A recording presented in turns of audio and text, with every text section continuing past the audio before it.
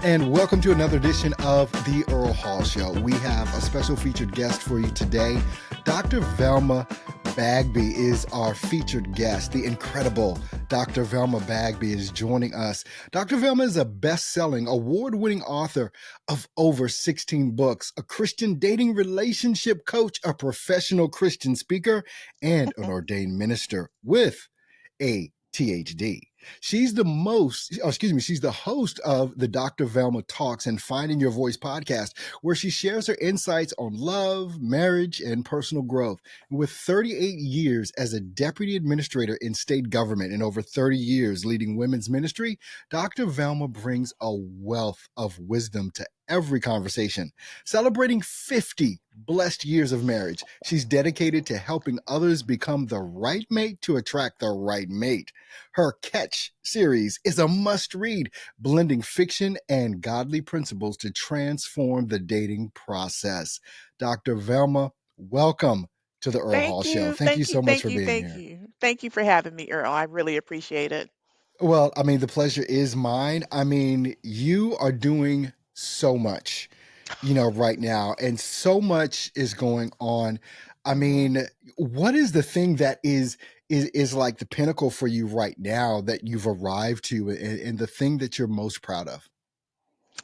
I don't think I've arrived, really. I don't feel like I've gotten there yet, but I'm the most proud of as I look back at this journey. I began with the idea of writing one novel on this topic, and here I am with all of the books later, with the fifth book coming out this month. That to me is I'm in awe. I don't think it's over yet, so I can't say I've really arrived, but I'm shocked at what I thought was going to be one book. Well, it's amazing because, like you said, that one book has turned into many. Yeah. How did that occur? And like, how are you feeling with knowing that your readers, your fans just want more? Well, it's interesting, Earl, because in the beginning, my very first book on the topic was about conversations I had with my adult daughters about Mhm. men. They wanted to know, Mom, why are men so slow? I said, they're not slow. I said, go back and look at the beginning. He was asleep until God built his mate. And so, therefore, he's asleep until his eyes open to the one God has for him. And so, Mm, I had a mm, conversation with my husband. I said, is it true? As soon as a man sees that person, they know. He said, yeah, they know as soon as they see her. They may not proclaim it, may not tell her anything about it. mhm, So, I mhm. had that conversation with my daughters. And so, they said, Mom, you really need to write more books because their friends were asking them about our Wow, conversation. So I wow, finally said, well, let me think about it. I said, because I need to make sure I present it in a way that it reaches everybody, not just nonfiction. The Christian community loves nonfiction. They don't yeah. lean towards fiction too much. But I wanted to grasp any audience that needed to hear what I had to say. And that's when I discovered a blog one day where the lady was talking about Jesus writing over 50 parables. And I said, oh my gosh, that's what I need to do. And I Mhm. discovered Christian contemporary fiction. I love the way Jesus weaved the parables. He wasn't the one that hit people over the head with what they were doing or was not doing. He simply told a story and used elements that would be familiar with them. And then he weaved into the story a way out, a way to change, or a way to escape, but he left it up to the individual at the end of the story to decide whether or not they wanted to do anything about it. And Isn't that's what that I sought out amazing, to though? do. I mean, that Yeah. it's amazing how you just compared that to the parables of Jesus, and they were those parables. They didn't attack the individual. They No. didn't, talk about the individual, but they told that he's told that story Yeah. in a manner where people got it. Now, the Yes. disciples behind the scenes, now they got the meat of the whole thing, right? Of They got course hit they over the did. head, like. Yes. But how you took that and have weaved that into something for yourself Mhm. is truly interesting to me Yeah. how you've done that. Yeah. With that, how are things going with like? I mean, I can assume the Mhm. readers are mostly women, but men are coming aboard too. Oh, yes. Correct? Yes, which is why book 3 was for the men. The wrong catch, she'll tear down the house was based on Mm. Proverbs 14 and 1. A wise woman builds, but a foolish one tears it down. And I've watched it over the years in my counseling sessions with women, sitting side by side with my husband, a pastor at the time. in pre-marriage counseling session, watching people try to make a mistake, forcing a Mm. marriage that wasn't the right one, and expecting us to fix the problems. And I'm going, now that shouldn't happen. And then all those years, I was able to come up with stories I was very familiar with. I've seen it, I've witnessed it. And so, how do I teach people to really pursue this differently than what I call high school dating, Mm. which is what we did in high school, which was to be social, was to get out, have fun, all of that. Well, we're grown people. Why are we Right. still applying the same principle? It should Yeah. be a different strategy. So I think that's where I felt I was being led. Well, you definitely have a different vantage point from most. I mean, 50 Yeah, years of marriage. And it's just been blissful every day, I'm sure.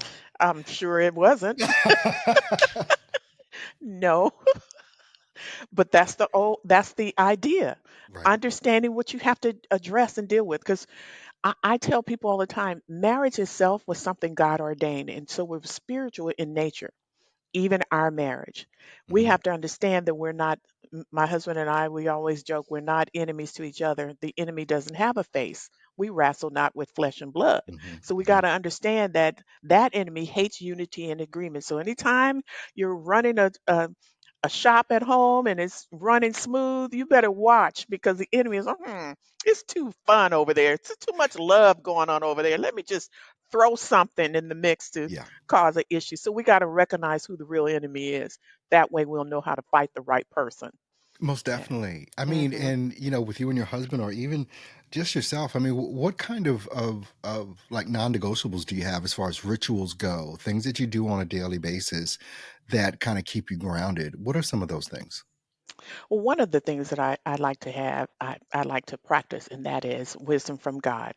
I said that before you open your mouth to say something about it, make sure you're taking it to God first because Mm. He might want to settle it Himself without you saying anything.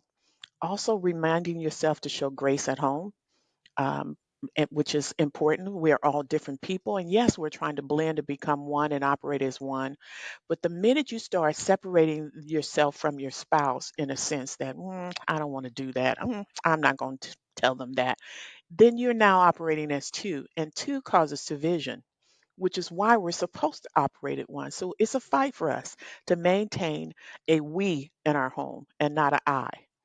And so when we make a decision, when we choose to go a specific path, then we made that decision. We chose this path, not I. And so we have to keep the I out of the situation and make sure we're operating as we. Now, you're speaking these words, which, very profound words that are easy to say and not easy at all times to do. With that, even with that being said, what is maybe one of the most common issues that you see women and men face when it comes to that marriage relationship? It's two things: speaking up too soon, like you have to make a point, and the second is not listening.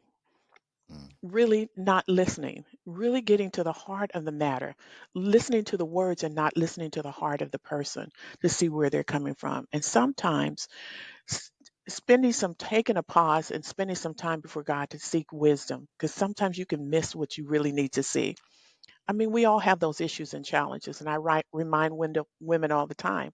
If you're married to a man of color, you have to be very careful because there's things he's dealing with out in the world Mm. just because of his color.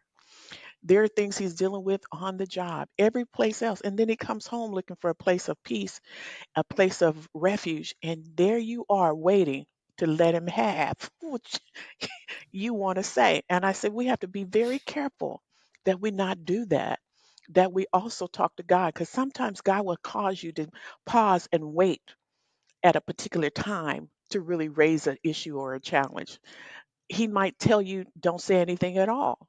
Mm. And that's why it's important for us to seek that wisdom from him because we don't have all the answers, but I know who does. Yeah. For those of you just joining us, we're here with Dr. Velma Bagby, relationship coach, best-selling author, speaker. Dr. V, as I so affectionately call you sometimes in Hmm. our messages on Messenger on Facebook, Hmm. Dr. V. You know, what is the thing you believe that really just gets you up in the morning to do what you have to do every day? Because every day is a challenge in one way or another. So, Hmm. what's that thing that drives you to do that? I think the thing that drives me is to know that one, I woke up and saw a brand new day. That's the key. I woke up. At 70, that's something to be to feel good about. All right, all And right. so you learn to take those things that people might ignore or discount as something that's really big. I woke up.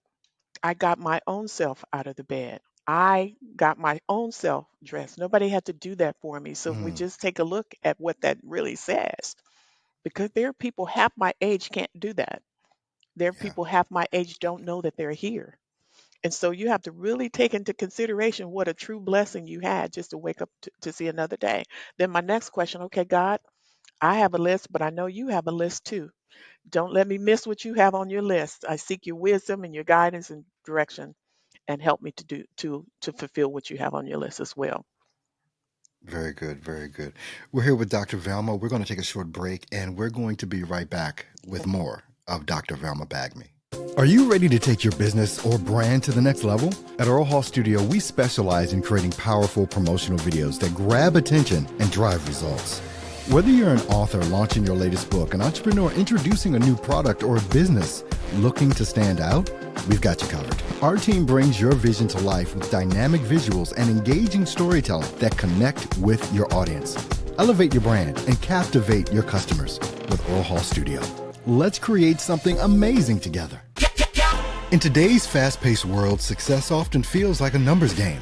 Bank accounts, titles, prestige. But what if true success went deeper than that? I'm Earl Hall, author of Mind Your Business, a new book that invites you to look beyond just profiles and into what really drives you as an entrepreneur. Mind Your Business isn't just about making money. It's about understanding your purpose, overcoming self-doubt, and cultivating a mindset that's resilient and grounded. I've built this book on hard-earned insights, stories from my journey, and lessons from other entrepreneurs like you. This book will help you shift your perspective, ignite your passion, and align your business with what truly matters. So, if you're ready to redefine success, Mind Your Business is available. Let's take this journey together. Grab your copy and start building a business and a life that reflects your true self. All right, welcome back into the Earl Hall Show. Here with Dr. Velma Bagby, best-selling author, speaker, ordained minister. The list goes on and on and on. Dr. V, I mean, if you could go back, right, to your younger self, I think we all think about that from time to time, but if you could go back and give your younger self one piece of advice, what would it be? It's going to be okay. Don't give up. That would be my advice. It's going to be okay. Don't give up. Because I remember becoming one is not easy. Two different people from two different Mhm, experiences, two different ways in which they were raised, two different routes in which they took in their lives. And we're asked to operate as one. That was a challenge in the beginning. And that's one of the reasons I have those conversations with people. Doing that was a challenge. And I remember there was a point when 15 years in, I think it was, and I was thinking, hmm, I don't know if this is really working. Let me go and talk to somebody who has some wisdom. And so went over to my senior aunt, close to 80 years old. I said, "Oh, Marie, I don't know. This is rough right now." And she said, "Baby." That's what she oh, said, you but know she you're can't about to get remember. some advice when they say baby. Right. Because first of all, they don't remember your name. Right, So right. everybody's baby. Baby. What are you going to do with all that time and investment you put into this person? My eyes went like this. Mm, I'm going, whoa. mm, Okay. I get it. I said, no one's getting the work I put in. So I hung in there. And that's why I sometimes have conversations with people who want to give up too soon. You just can't mhm, give up too soon because there's something on the other side of it. And you just have to get through this moment to experience it. So those difficult times, I mean, God takes us through them, but He only burns off what He cannot use on the other side. mhm, mhm, And so that's what's important. And that's what I discovered that day. I had an investment and I didn't realize I was getting ready to give my investment away mm, because God had purpose for us to make it to this point. I would not have been able to see 50 years with my husband had that wisdom not been given to me. Yeah. I mean, with 50 years of marriage, and thinking now about the whole Wow series and the Catch series Hmm. and all of that and the different products and services that you provide. But I mean, through this time and this marriage and this career, Hmm. what is one thing you wish you had known when you first started? Um, that developing, um, creating connections in the very beginning would be important. Hmm. I focused on the project in the beginning and not focused on the importance of, some people call it a tribe, others call it your inner circle. Hmm. Some people call it, I call it in the book, a wise counsel, but just establishing that group.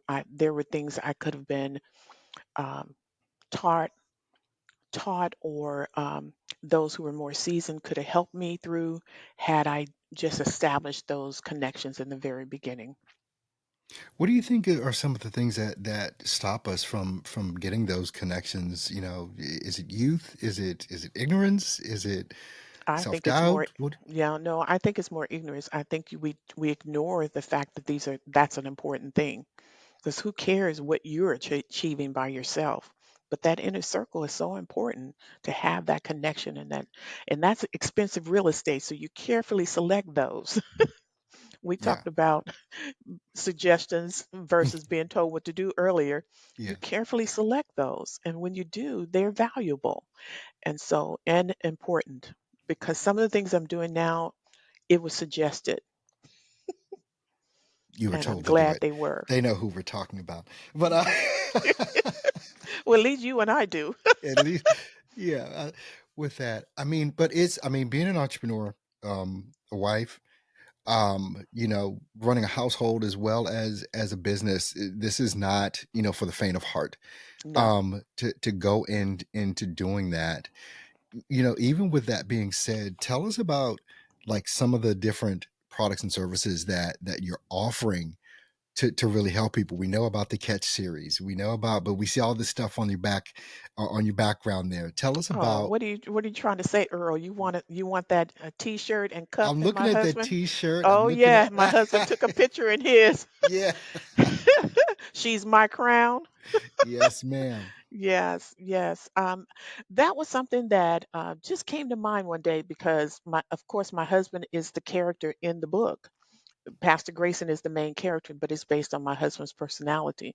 And I think it was important to show the strength of a man in the story throughout because we just don't see a lot of that anymore. And many people think it doesn't exist, but it does. And so it was important to present that. So I decided, okay, wait a minute. Grayson in the third book, Pastor Grayson decided to host a conference for the men, and that's how that book was born. And so in there, he talks about the woman being the crowning achievement of a man. And so that's why I created that shirt. And my husband was the first to get, he loved it and he loves the cup. So we did take a picture and post it. So I love it as well. So I couldn't just promote the women in that sense that it's important for her to know her worth, but a man knows what his achievements are, but his crowning achievement is her, is his wife. Wow.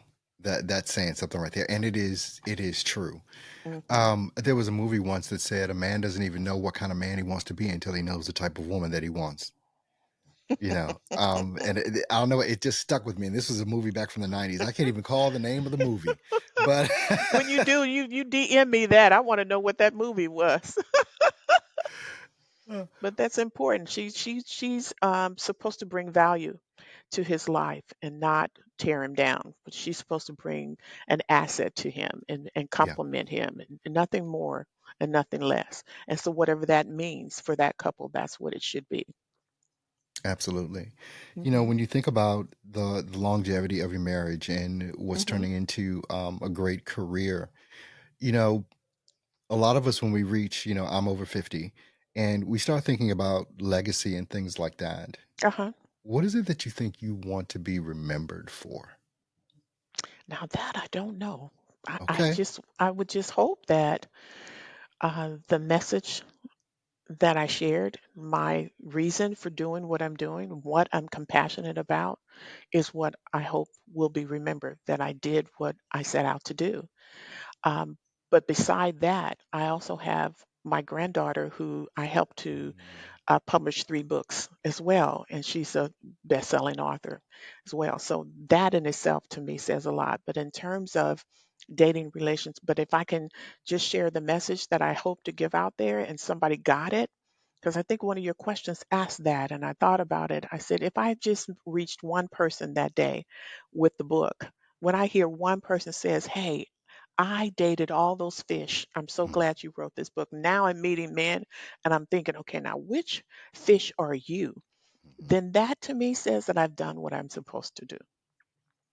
Well, the amazing Dr. Velma Bagby has been our guest today on the Earl Hall Show. I want to make sure Mhm. that you check the links in the show. And Dr. V, what is the best way you would like for people to reach out to you and see what it is that you've got going on? Please make sure you subscribe to my page because my website, drvelmabagby.com, I will be posting everything that's happening with me. And then you can also just any of the social media platforms as well reach out to me on those as Dr. Velma Bagby. All right. Dr. Velma, thank you so much for being on the Earl Hall Show today. This Mhm. has been an inspiring conversation, and I'm sure many folks will get a lot out of this. So thank you for taking the time to be on the Earl Hall Show today. I definitely Thank you. appreciate it. Thank you for having me, Earl. I appreciate it too. And for all of you viewers, thank you for watching. Make sure you like, subscribe, and follow, especially Dr. V. And we'll see you on the next episode of The Earl Hall Show. You take care.